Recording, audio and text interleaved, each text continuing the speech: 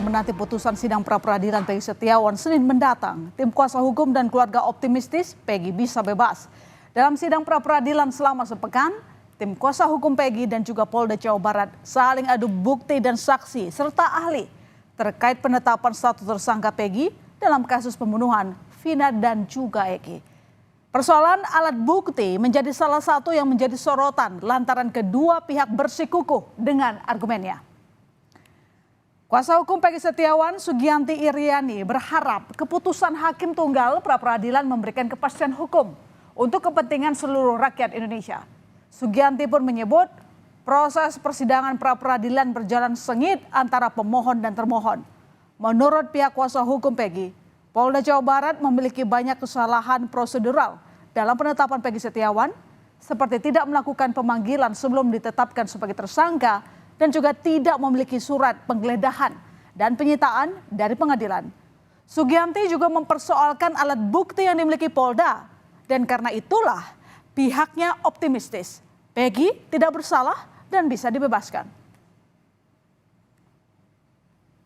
Beberapa hal yang memang tidak dilakukan oleh Polda Jabar prosedural di dalam melakukan penanganan Peggy Setiawan ini, diantaranya yaitu pasal 184, bukti-bukti permulaan itu kan tidak cukup, tidak bukti-bukti itu tidak merupakan keterkaitan dengan tindak pidana. Nah, semoga hakim akan berhati-hati dan memberi keputusan yang objektif. Kemarin pun kita sudah, alhamdulillah hakimnya menyatakan bahwa dia akan memutus untuk rakyat Indonesia. Semoga apa yang dikatakan hakim sesuai dengan harapan kita juga, bahwa Peggy Setiawan bisa bebas. Bicara soal alat bukti, tim hukum Polda Jawa Barat sebagai pihak termohon dalam sidang gugatan pra-peradilan Peggy Setiawan menyampaikan sudah memiliki 3 alat bukti untuk penetapan tersangka Peggy. Mereka pun menolak semua dalil gugatan yang dilayangkan Peggy Setiawan. Faktanya dengan kita berbeda begitu kan. Kita sudah mempunyai 3 alat bukti yang cukup. Kita kan masing-masing pemohon maupun termohon ini kan untuk meyakinkan bagaimana hakim untuk mengambil keputusan, benar begitu. Sementara Ibu Peggy Kartini juga berharap hakim mengabulkan gugatan pra-peradilan Peggy sehingga Peggy bisa bebas. Saat sidang pra-peradilan dengan agenda penyerahan kesimpulan kemarin, Ibu Peggy juga sempat bertemu Peggy di tahanan. Menurut Ibu Peggy, putranya hanya mengucapkan terima kasih kepada pihak yang membantunya. Ya, harapan saya sih semoga dikabulkan semua permohonan supaya Peggy cepat dibebaskan. Bu, tadi kan sempat jenguk Peggy, Bu, gimana kondisi Peggy? Ya, alhamdulillah Peggy sekarang agak kurus, cuman ya lumayan sekarang sehat, dia bersemangat ya. Kemarin apa yang dibicarakan dengan Peggy? Ya biasa, hanya memberi support biar Peggy kuat, gitu aja. Ada yang disampaikan Peggy kepada Ibu kemarin? Ya Peggy cuma mengucapkan terima kasih. Sementara dalam sidang pra-peradilan penetapan Peggy Setiawan dengan agenda penyerahan kesimpulan baik dari pihak Peggy maupun Polda Jawa Barat, kemarin Hakim Eman Sulaiman memastikan akan objektif dan tak masuk angin dalam memberi putusan.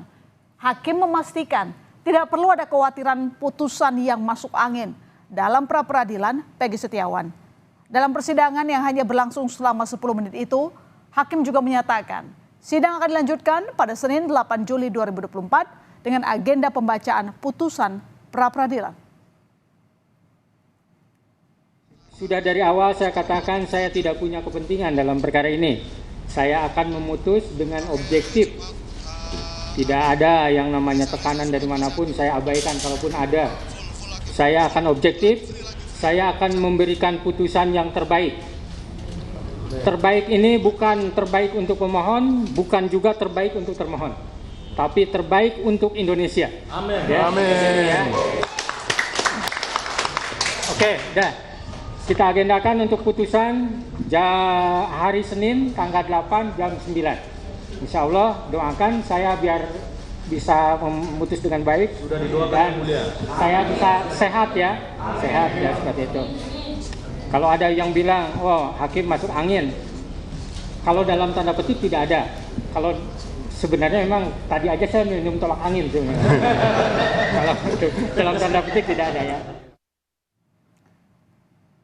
Dan kini kita akan menyapa jurnalis Kompas TV Muhammad Syahri Romdon di Cirebon, Jawa Barat yang akan menyampaikan informasi seputar perkembangan kasus Peggy Setiawan Arai. Apakah sudah ada langkah persiapan yang dilakukan oleh pihak keluarga maupun kuasa hukum menuju putusan pra-peradilan Senin pekan depan?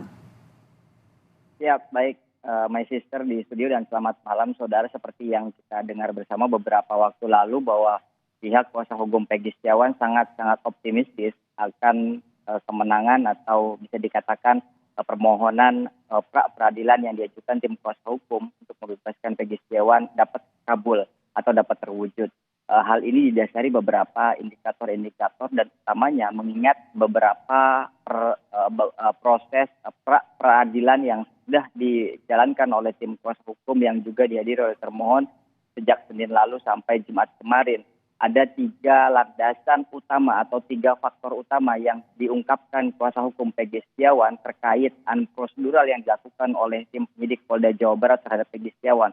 Pertama, tidak adanya pemanggilan sebagai saksi, kemudian juga tidak adanya surat dari pengadilan pada saat melakukan penggeledahan dan juga penyitaan, dan utamanya juga tidak ada bukti-bukti yang sangat berkaitan erat dengan pasal atau tuduhan yang dilakukan Polda Jawa Barat terhadap Peggy Setiawan sebagai Peggy pelaku, yakni dari pembunuhan dan juga pemerkosaan terhadap Vina dan juga Eki.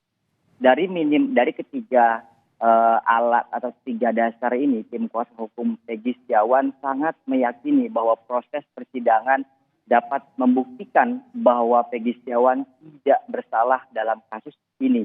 Dan ini juga kita dengar dari pernyataan beberapa tim kuasa hukum lainnya yang utamanya adalah kuasa hukum keluarga Vina sendiri yang mengikuti perjalanan proses pra-peradilan meskipun tidak hadir secara langsung, tapi dia mengikuti siaran-siaran langsung ditayangkan Kompas TV dengan menyatakan bahwa alat bukti yang disampaikan tim penyidik Polda Jawa Barat pada saat pra-peradilan itu sangat lemah dan tidak memiliki korelasi terhadap apa yang dia tuduhkan dengan Peggy Setiawan sebagai pelakunya. Artinya kelemahan-kelemahan itu pun tidak hanya dirasakan dan tidak hanya dilihat oleh tim kuasa hukum Peggy, tapi juga tim kuasa hukum Vina juga sempat menyampaikan seperti itu, my sister.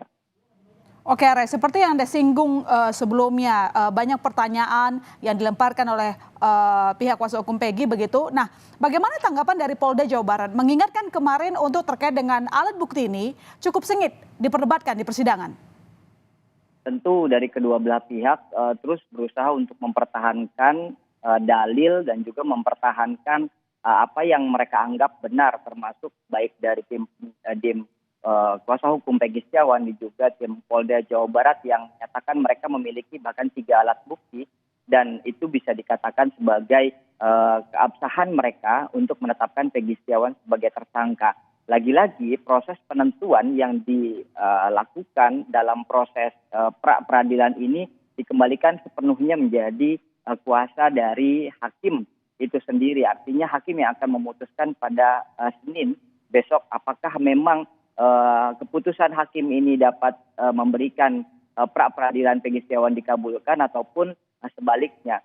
Namun dari sebagian besar dilema atau maksudnya dinamika yang sedang berkembang, tim kuasa hukum Peggy juga pada sore tadi menunjukkan kepada kami pada saat kami berkunjung, my sister, ada satu surat yang menyatakan bahwa surat tersebut berasal dari Kejaksaan Tinggi Bandung, Kejaksaan Tinggi Provinsi Jawa Barat, yang menyatakan bahwa surat atau berkas dari penyidik Polda Jawa Barat dikembalikan sebanyak 2 kali. Yakni pertama di tanggal 24 Juni 2024 dengan status berkas tersebut dikembalikan P18, artinya tidak memenuhi unsur baik formil maupun material. Kemudian setelah itu dilakukan pelengkapan dan diserahkan kembali dan ternyata lagi-lagi dikembalikan oleh Kejati Jabar di tanggal 2 Juli dengan status PS19.